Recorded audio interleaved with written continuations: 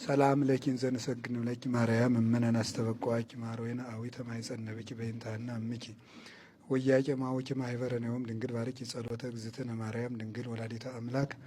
ተአብዮ ነፍሴ ለእግዚአብሔር ወተትሐሰይ መንፈሴ በአምላኪ ወመድኃኒ እስመ ርእየ ሕማማ ለአመእቱ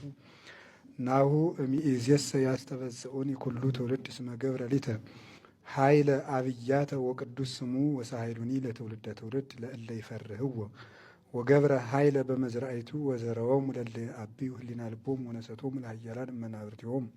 አእበዮሙ ለትሑታን ወአጽገቦሙ በረከቱ ለረሁባን ወፈነዎሙ ራቆሙ ለብዑላን